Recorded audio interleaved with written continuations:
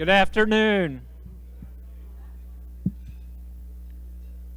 I know most of you just got your food, but we're going to go ahead and get started because it's about 12:15. I want to apologize to the people online. I know we say we're going to start at 12. It is difficult to get people to come at 11:30 and get seated so we can get served, but everybody's been served and we're going to get started. I am Bill Moore. I have the privilege of serving as your president this year, and I welcome you to the 531st in our series of Distinguished Speaker programs today. I feel like the mic is not loud. Is it? Y'all can hear? Okay, good. We're excited to be back in person again and virtual. This is the second time this month, and we're going to bring to you a great speaker, Brian Stahl, who is Deputy Director of Tyndall's Reconstruction Program Management Office. But first, in display of unity of our country, I'd like to stand and say the Pledge of Allegiance to the flag. I pledge allegiance to the flag of the United States of America and to the republic for which it stands, one nation, under God, indivisible, with liberty and justice for all. Thank you.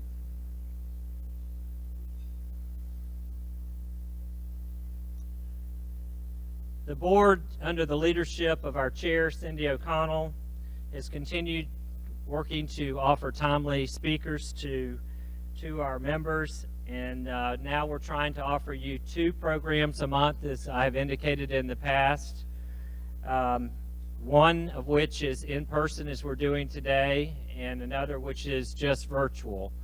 This month, August, we're still in August, and for those trivia nuts out there, did y'all know that we had 5 Mondays in August?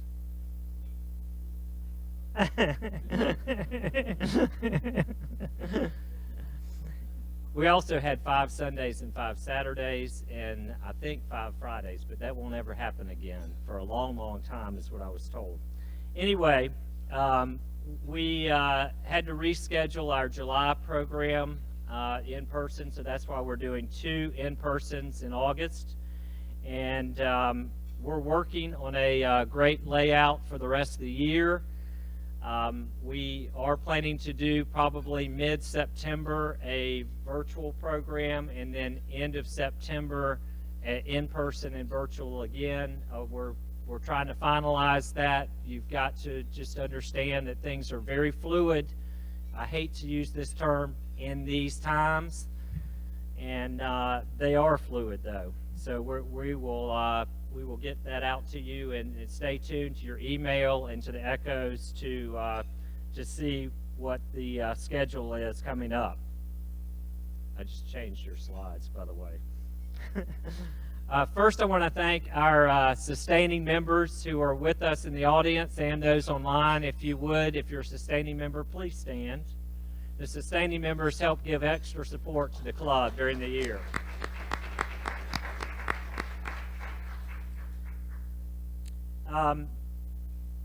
Our board member, Barney Bishop, is going to lead question and answer this time. Y'all should know the format. There is online a spot that you can go and ask a question. Don't ask me where that is because I'm always live, but it's somewhere online. But if you're in the audience, all you have to do is raise your hand. We did, for those online who were scared to come this time, we did space people out a little more than the last time, per request of one of our members. So we're now at 6 tops instead of 8 tops. You didn't contact that member, did you? Okay, well, I'm just letting them know we did listen to your request. We're trying to make it comfortable for everybody, and everybody looks comfortable now. I'm going to introduce Ben Bowersox, who is going to introduce our speaker. But first, I want to wish Ben a happy belated birthday, since I missed that yesterday. So happy belated birthday, Ben.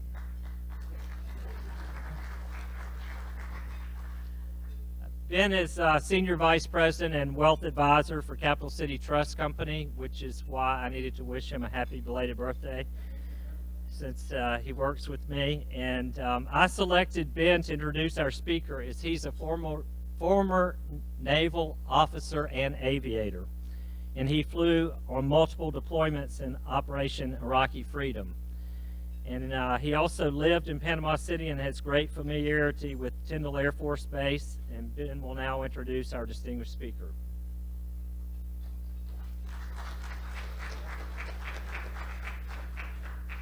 Thank you, Bill. It's always dangerous having a Navy guy introduce an Air Force guy, but I'll stay with the script. So, Mr. Stahl, our guest speaker today, is the deputy-based civil engineer at Tyndall Air Force Base over in Panama City, Florida. He has spent over 30 years managing Air Force construction programs at numerous military bases all around the world. But on October 10th, 2018, he probably faced his biggest challenge with a Hurricane Michael. At the time, Mr. Stahl was serving as the Emergency Operations Center Deputy Director when one of only 4 Cat 5 storms hit the area, and I'm sure you all are very familiar with Hurricane Michael. With that storm, it destroyed over 480 buildings on the base. Now, the base is enormous. It's 29,000 acres. There's probably 500 buildings total with about 800 additional housing units. He's essentially an engineer for a small city with an amazing Air Force. And so as part of his role, he's essentially monitoring and responsible for not just the day-to-day of the buildings, but for the fire department, the emergency response teams, the EOD. So it's a small city with really big bombs. So that's all in his world, and all of that was frankly leveled in in October of 2018. So what have they done? Well, the Air Force came to Brian and asked he and his team to basically rebuild the base, to be the base of the future. And I think we're going to hear a lot about that today. To me, it almost kind of sounded like he gets to build like the new Epcot, an example of what bases are going to be, but it's an Epcot with missiles, guns, and F-22. So to me, the best of both worlds. But saying all that, just for a little bit of background on Brian, he received his bachelor's degree in biomedical engineering from Louisiana Tech University in 1989. Go Bulldogs. He graduated from the University of Texas at San Antonio with an MBA. And more importantly, he had a nearly 30-year career as an Air Force officer, ending his career as a colonel, earning a Bronze Star, a Legion of Merit, and countless other awards. So, guys, without further ado, I'd like to introduce retired Colonel Brian Stahl.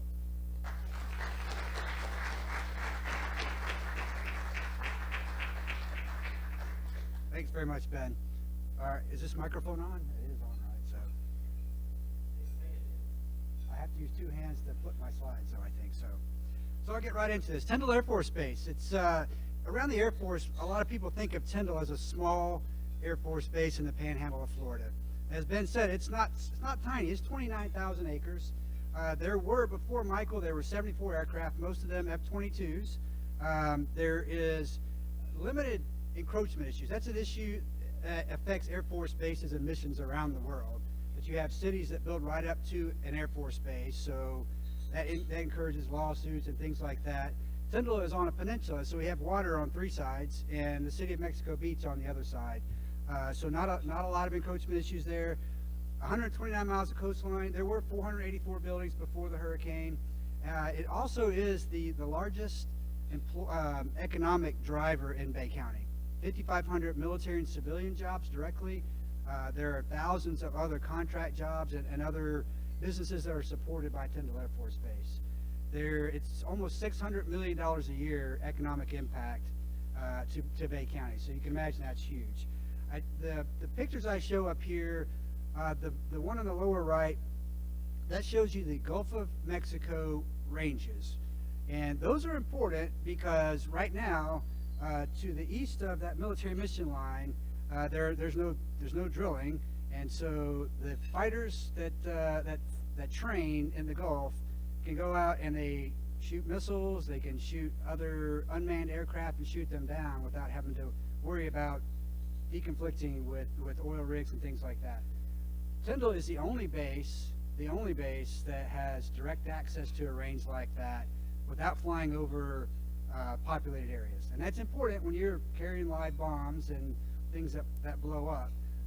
And so I will tell you, before I get into Hurricane Michael, after Hurricane Michael, there was a lot of discussion about, well, why do we need Tyndall? Why don't we just close it? You know, it's just like Homestead. We don't need that. Let's close it. People quickly realized that, wait a second, there's a lot of value. There's a lot of things that Tyndall brings that no other base in the world brings. I'll get to let's see. Some of the missions that go on at Tyndall, one of the big ones is 1st Air Force or AF North. They are a vital part of the Homeland Defense mission. They have the monitoring and defense of the airspace above all of North America.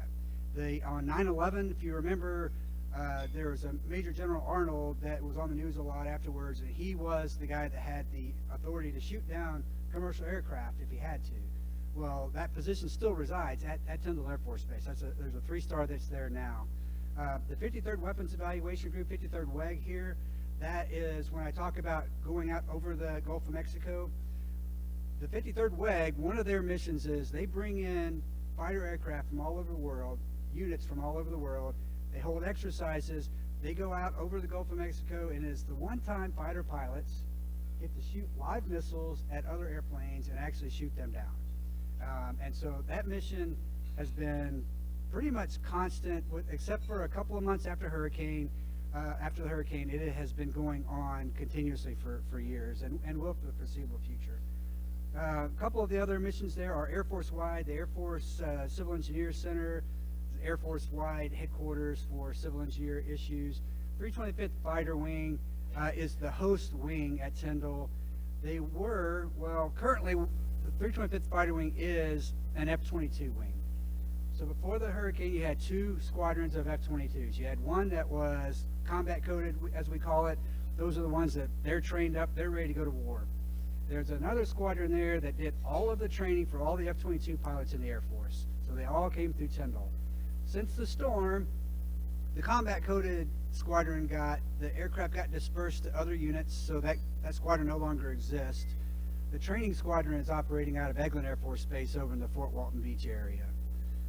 And that mission is planned to move up to Langley Air Force Base in Virginia in about a little over a year.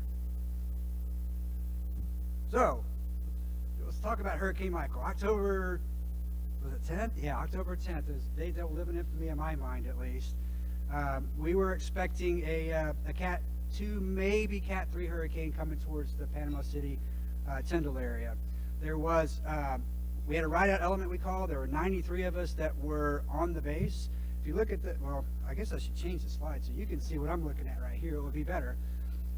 If you look at the pictures here, on the left, you've got the radar image when Michael came ashore. Underneath that, you see where the green is. The green on the left is the west end of Tyndall. The green on the right is the east end of Tyndall. So it was as if Tyndall had a big bullseye painted on it when the hurricane came ashore. It was a Category 5, as Ben said, one of only 4 that have hit the U.S. It had the 3rd lowest pressure of any hurricane that's hit the U.S. It surpassed Andrew, and 161 mile an hour winds were sustained with peaks of 201 miles an hour. So this picture on the right, that is our Emergency Operations Center. That's me in the green shirt. This is happy times here. This is we're waiting for the storm to come in. Well, then the storm came in. And that was what it looked like. Parts of it looked like afterwards. So that same room we were in on the top right there, we see all the water. We lost part of the roof during the storm. A lot of water came in. We just had to deal with it until the storm was over. We did have 93 people that were on the base. We had no commercial power, no water for about 2 weeks. We did have generators on a lot of buildings, so we weren't without electricity completely. One of the big issues we had to deal with was cell service. Verizon's towers were down for most of Bay County for 2 weeks. And the government, because we do things efficiently, we had gone to one carrier for all of our cell phones, right? And of course it was Verizon. And we had satellite phones. You think, okay, satellite phone, that works everywhere. They don't. If you're standing on one foot with the Antenna tilted at the right time of day, it works, but otherwise they don't work that well. When we showed up as the ride-out element, we were prepared to stay 3 days. You know, our job is to come there. As soon as the storm passes, you go out, you assess the damage, you start figuring out how to get it fixed, you get the base back open, and you go back home. Well, when we walked out of the shelter, there was no getting back to normal anytime soon, and we quickly recognized that. These are some of the pictures on the flight line, some of the hangars. So we had 6 hangars at Tyndall before the hurricane. 5 of them will be demolished. This is the kind of damage that you saw. The one in the middle was actually a paint booth. And I don't know if you can see the huge doors that were on there. They weigh several thousand pounds. They were closed before the storm. The storm pulled them open. There also were, you may have seen on the news, I can talk about this because it was on the news now, so there were a number of F-22s that were at Tyndall during the hurricane. And this was a huge, huge issue. One, people ask, well, why did you not get those out of there? Well, believe me, the wing commander, if he could have gotten them out of there, would have gotten them out of there. You don't leave $150 million aircraft in harm's way like that. They've just had issues with maintaining those jets, and as quick as this storm came in, they just couldn't get them back together to get them out. So there were 17 F-22s at Tyndall. That's a lot of money, a lot of value, and a lot of them were stuffed into hangars, and most of them had some type of damage on them. But I will tell you, at the end of the day, it took a couple of months to get there. Every one of them flew out of Tyndall. Every one of them flew. So the wing commander was especially happy about that, because there was the day after the storm, this guy in a helicopter flew over and took a picture down through the roof of one of the hangars, and there was it wasn't actually a real F-22, it was a training model of an F-22, and that was what was on the nightly news. And the Secretary of Defense saw that and went, I want that wing commander fired. So luckily he didn't get fired. He was an awesome guy. He's gone on to bigger and better things now. So we had a lot of facilities. We had partial failure. The one on the top left was the building that I actually worked in on a daily basis. Luckily, I wasn't in that building during the storm. On the top right, that is was an aircraft maintenance hangar, I guess, but it was built actually fairly recently, and it was designed to withstand 130-mile-an-hour winds. That's the standard that we were building to at Tyndall before the hurricane. And you can see the kind of damage that it did to that building. We have since torn that one down. The one on the bottom left, you see the block wall that's fallen in. It was just a concrete block wall with no reinforcement. And when we had construction like that didn't hold up very well. It collapsed. And these are pictures of ones that just flat out, these buildings are just gone. It was just amazing that you go out and you see, there was a building here. I was sent a bunch of these pictures one day, and I was asked to go identify what buildings they were. It took me a long time to figure out, because you see just piles of rubble in a lot of cases. And I keep forgetting you guys can't see when I change up here, so there. All right, our air traffic control tower. I don't know if you can see, but there were several windows that were blown out of that. All of the electronics inside were destroyed. Ben talks about Air Force, and he's an aviator. I'm just an engineer. I don't fly planes. About a month after the storm, us engineers found out that the control tower is actually important to it was amazing. I joke about that, but we didn't. It is especially important for a fighter base, apparently, and we didn't know that it needed to get back up very quickly. So we did get it back up. It took a few months. On the top right is our main fire station. You can see the roof is gone. There was metal laying on the fire trucks. Our firefighters, though, are very resourceful. They got in, got all those trucks out. We got a temporary roof on this building, and they still are operating out of this building almost 2 years later. We do have plans to replace it, but they are still in that building. The boats there, so we had a marina, and it had this great little restaurant, 2-story restaurant right on the water you could go to, and there's nothing there. that we found pieces of that in the woods. These boats, we have a barrier island at Tyndall, Shell Island, and these boats are on the Gulf side of Shell Island. So they went up over Shell Island about 3 miles to the east of the marina, which is where they were tied up. So the vehicles there on the bottom right, that's just an example of some of the damage that was done. Interestingly enough, most vehicles, like the vehicles that we own, the ones that were in the shelter, most of them were damaged, but they're all sitting where we parked them. You go to some parts of the base, and there's cars laying on top of each other.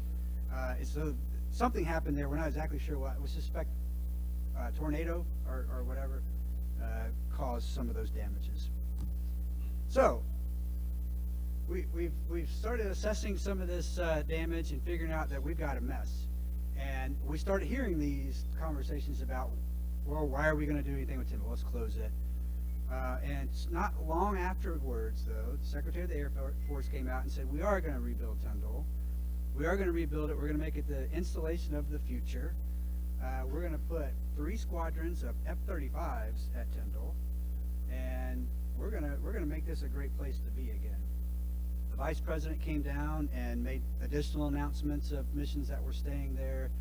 The President actually came down later on too, and said we're gonna rebuild Tyndall. So we are rebuilding Tyndall. Now it takes support of Congress to do that too. Fortunately, and I'll get into some of the specifics of that, Congress has been very, very supportive. And between fiscal year 2019 and 2020, they have actually already authorized and appropriated all of the money that's going to be needed to rebuild Tyndall. So we're not waiting for, there's not some political will that's going to change out there that may decide not to fund it. Right now, the money is there.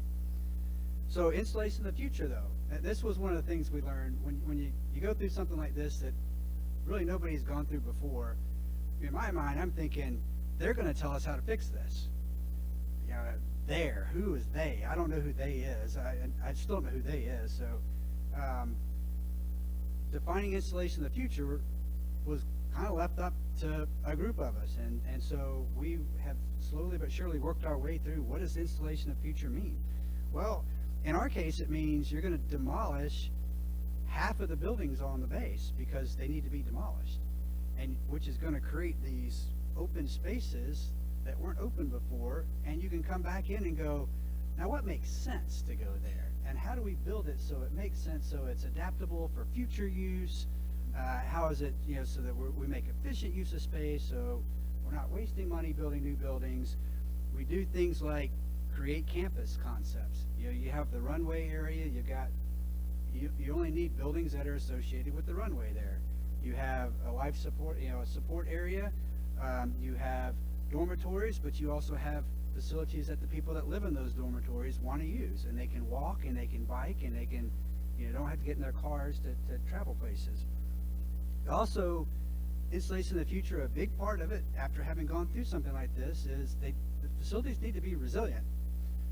We had a couple of members of the U.S. Congress that came down, and I heard from both of their mouths say, if you rebuild this, and you build it to the same standards you built it to before, and it falls down again, we're not rebuilding this again. And so that was obviously taken to heart, and I'll get into some of the standards that we're using. I gotta quit. I'm just gonna start using this. I'm confusing myself over here.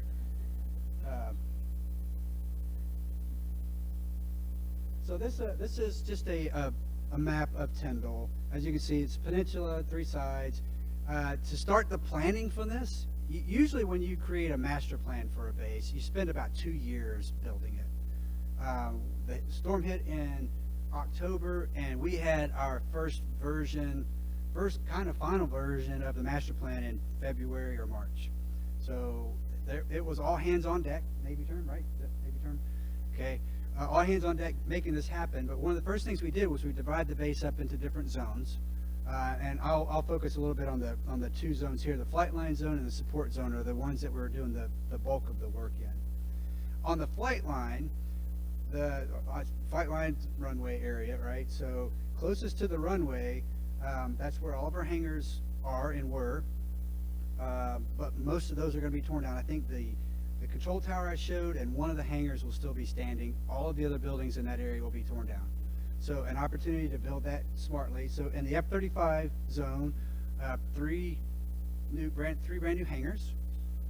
This WEG, Weapons Evaluation Group zone, there's going to be it's got 2 hangars, a big complex for all the units that come in from all over the world to go out, fly over the Gulf.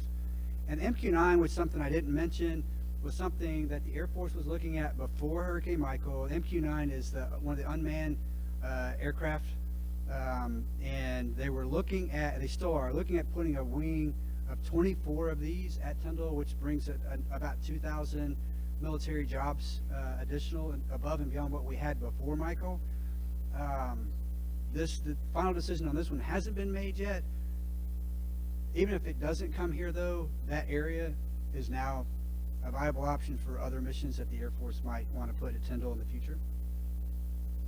This was the support side of the base. One of the big things here is, and I guess they're not really shown very clearly on there, is walking paths, biking paths, with an eye towards the future. So the paths are built, they're 4, 6, 8 feet wide, but there's basically a right-of-way that we could expand those to 20 or 30 feet in the future. And the thought is, autonomous vehicles might be a thing in the future, and so you need some place for those to travel. So you build that it doesn't cost you anything to preserve that space. You build that into your future plan. Construction standards that we're using. So with the hurricane, there's really 2 things that do damage. There's water and there's wind. And so we worked with the Air Force to develop standards for Tyndall for new construction and for repairs of existing buildings. So we created a design flood elevation, which is basically you don't build a building below this level because you don't want it to flood. We came up with a standard of 19 feet on the south side, the Gulf of Mexico side of Tyndall, and on the bay side of 14 feet. And this is based on projections of sea level rise over the next 100 years and anticipation of the worst case storm to hit here. We also looked at wind speed ratings for buildings. Developing these, a couple of us went down to Miami and met with the Miami-Dade code enforcement people, the ones that write the code and develop these, and just got a lot of good info on how they do business there, and adopted a lot of what they're doing there. We did not adopt wholesale the wind loads that they're using in Miami, but close to it. So every building on Tyndall will have a wind load rating of at least 165 miles an hour when we're done. The ones that are higher priority, fire stations, the hangars, things like that, they're going to be built and repaired to 170 miles an hour. So this is going to include your impact rated windows and doors and things like that. So it is going to be a much more resilient installation when it's all said and done. Installation facility standards are something else that we created. A part of that is architectural standards. So in the past, a typical Air Force base, you would get money and you would go and design to a certain architectural style, and then you wouldn't get money for 10 years, and the next people would come along and they get money and they liked a different architectural style, and it didn't always fit together, and it didn't always make sense for that environment or that location. And so we decided we needed a standard for Tyndall, and so we worked with a couple architect firms that had, I don't remember how many architects worked on this, but there were several. Some that worked, worldwide stuff, and then we also had a couple of local ones that brought in, the local flavor into our standards. So the picture in the middle is actually an existing building on Tyndall. It was one that we built in 2009. It's a gym. There's a lot of features of that we have captured in the facility standards going forward. This is just an example of one of the first buildings that's going to be rebuilt. It's a fire station, not a replacement for the other one, but a different fire station. But this is pointing out that the materials are going to be energy efficient. They're going to be resilient, minimize maintenance costs. The shapes of the roofs are supposed to be more resilient, things like that. And these are some examples of some of the ones that have been designed. It seems like every other day right now, where we are in the process of designing this program, we're getting a new design. It's really cool actually to look at a different building every day. But up on the upper left there is our aircraft hangars, and so that's 2 of the 3 that we're going to be building for the F-35 campus. And you can see the F-35 simulator facility here. This is a maintenance squadron complex. You can see some of the architectural features that you'll see commonly in this area. OSS facility, that's where you got some of your air traffic control stuff, some of your airfield management, weather, intelligence, things like that. Installation deployment center, so if you get large groups of people deploying, this is where they'll deploy through. Child Development Center, this is one of the I think it's the second project that's actually been advertised. It is actually out for bids right now. They expect bids on that one next week, so that's an exciting one to see come to fruition. Airman dorm facilities, we got 2 5-story dorms that are being built. And then briefly, by the numbers, there were 484 buildings before the storm. 247 either will be or have been demolished. And you might ask, well, you're 2 years after the storm, why haven't you demolished them? Well, the federal government places restrictions on itself that don't necessarily apply to everybody else. There's law, National Environmental Policy Act laws that require you to go through an analysis of the impact of an action on the environment. The analysis that law required us to do this analysis before we demolish buildings on base, believe it or not. So we were able to demolish a pretty good number of buildings, but more are still standing right now. But we've completed that study. We are now, over the next couple of weeks, going to be starting the demolition. So over the next 6 months, if you've been to Tyndall and you see these buildings standing, 6 months from now, most of them won't be standing anymore. We did have the 6 hangars there. One of them is going to be repaired, and it'll be brought up to the 165 mile an hour standard. Family housing is something I'm probably not going to get into in great detail, but it's not government owned anymore. We privatized family housing there about 13 years ago. They did have 867 houses. The developer plans to bring back 593. But just like a lot of homeowners in that area, almost 2 years later, they're still fighting with their insurance company, believe it or not. And so they've only repaired about 100, less than 100 houses. And so that's not, I wouldn't consider that a success story at Tyndall, and I'm not sure how it's going to turn out, quite honestly. We did spend, in 2019, we spent $728 million for repairs. And a lot of that was, normally, if you dealt with government contracts before, they send out a request for proposal, people submit their proposal, you negotiate, and it takes weeks or months to award a contract. In this case, after the storm, we didn't have time for that. And so the Air Force has a mechanism to they went to a contractor and said, fix that building. And then after they fix it, then we'll figure out what it cost. They had to justify what they spent and what they charged, but that was a lot of the $728 million, was to get things back, repaired as quickly as possible. We do have another $328 million of repairs that we will have on contract by the end of next month for this year.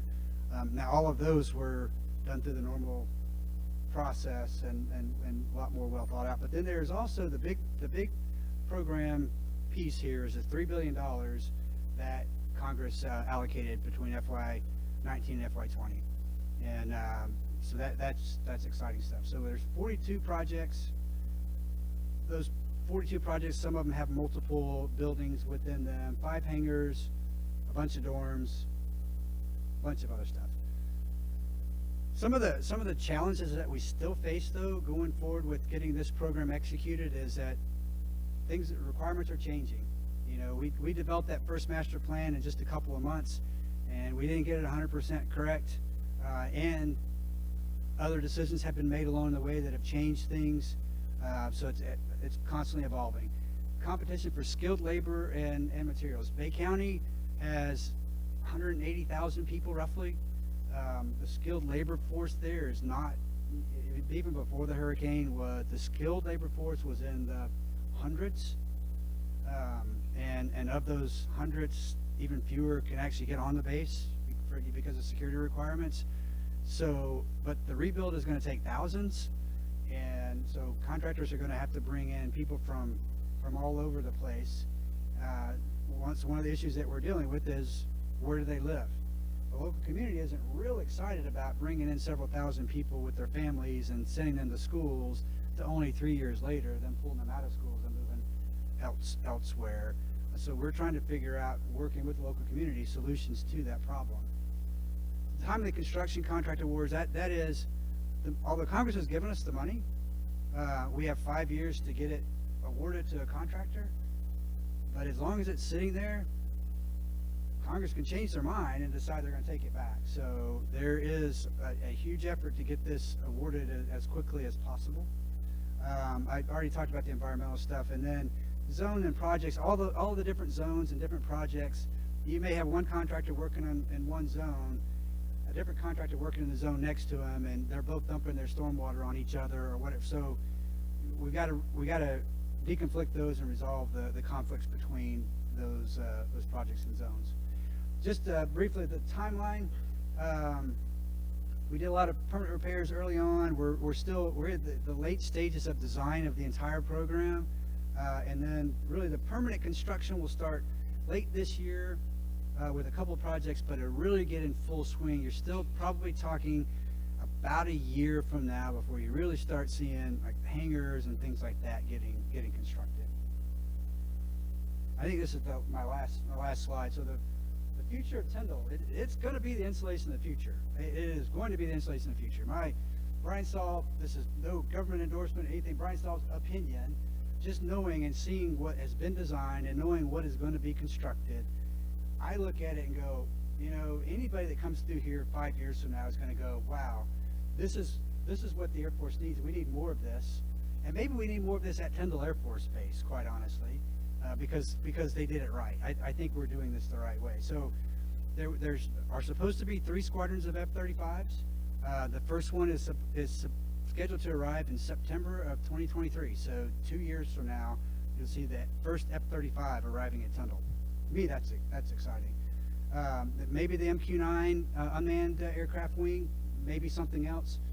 There were 5,500 military and civilian jobs at Tyndall before. After the storm, I think we dropped down to around 4,000 because a lot of them went over to Eglin. But after we get rebuilt, you're going to see that number back up to 6,000, maybe even greater than that. And then we're going to have a resilient base that's going to withstand, you know, the next storm or whatever, you know, whatever gets thrown our way. And I think this is going to be, I think this is going to be a shining star for the Panhandle and for the Air Force, and so I look forward to seeing how this all turns out. And that was my last slide.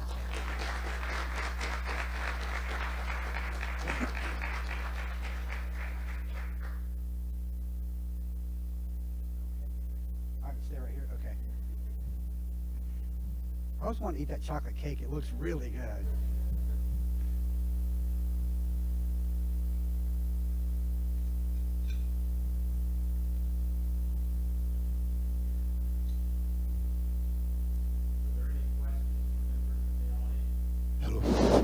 Yeah, does anybody have a question? I'll be glad to bring you the microphone. Dominic. Thank you so much for that presentation. Thanks for your service to the people of the United States. What advice do you have for folks on the Texas-Louisiana border over the next couple of days? Wow, that's a great question. I thought about that this morning. I have friends that live there, and a couple of them were talking about evacuating. That would be my advice: evacuate, get out of the way. For a couple of reasons. One, it's, you know, a storm of that magnitude, it's dangerous. I mean, quite honestly, I think we were fortunate that more people didn't get killed. You know, the 180,000 people in Bay County, and I don't know what the exact number was, but I had been told that 25,000 people evacuated. So So that means the majority of the people in Bay County stay. And there were, if you saw the damage afterwards out in the community, it's just crazy. So my advice to them would be evacuate, and when it's safe to come back, then come back. I have a question, Brian. So when you and the other people hunkered down in the shelter, how long was it that you stayed there where just before the wall got there when the highest wind? How long did it take the eye to go over your facility and then catch the backside of the eye? How long did that all last? So as long as I don't get in trouble for telling you this story, because I might have gotten in trouble for telling this story, but no. So the eye wall, the front edge of the storm came in around noon on that Wednesday, and the first part of the storm probably lasted, it seemed like forever, but I think it was probably about 45 minutes or an hour. That was one of the, if there's any saving graces in this storm, it was one of the saving graces, and it was moving so fast. It was moving so fast that it was still a Category 3 storm in southeast or southwest Georgia, but at the same time, it didn't cause a lot of flooding because it was going so fast. So the eye came over, and at least 67 of us went outside because we thought, experience of a lifetime, right? How many people get to walk around in the eye of a hurricane? And so we did. So we went outside. We probably were out there 10 minutes. And then we went back inside, and then the second half probably took another hour and a half. So it was, by the time it was all said and done, so we came in around noon. By 4:30 or 5, that we still were getting winds, but the storm had pretty much passed by about then. Was there any loss of life? Not on Tyndall. In Mexico Beach, yes, there was. Mexico Beach down, if you're familiar with that, is down to the east of Tyndall. They were on that eastern eye wall. That's where you get your storm surge, you get your worst winds, everything. They had, I've been told, 15 to 20 feet of water when you add in the wave height, 15 to 20 feet of water in Mexico Beach.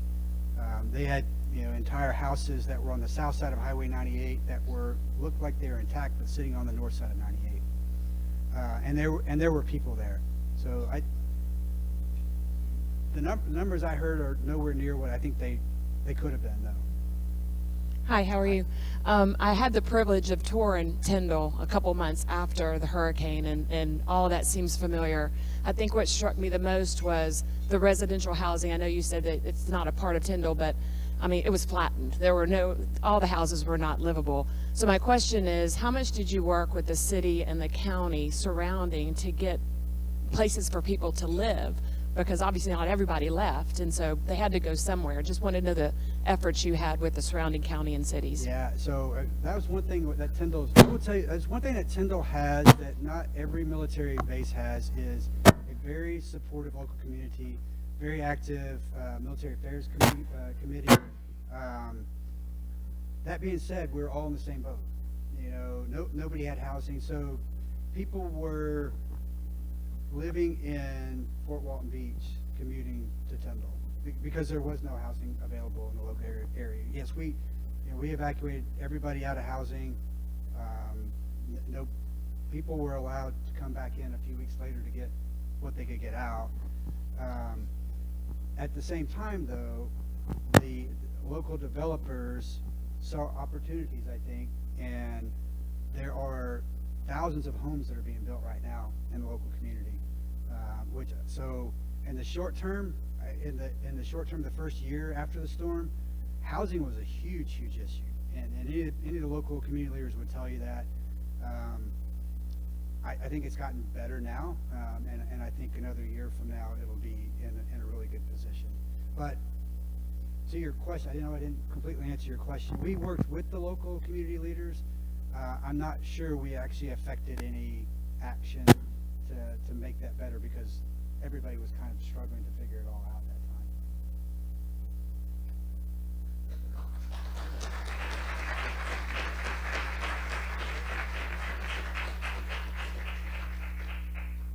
On behalf of the membership and the board, I want to thank you for taking the time to drive over here, give us this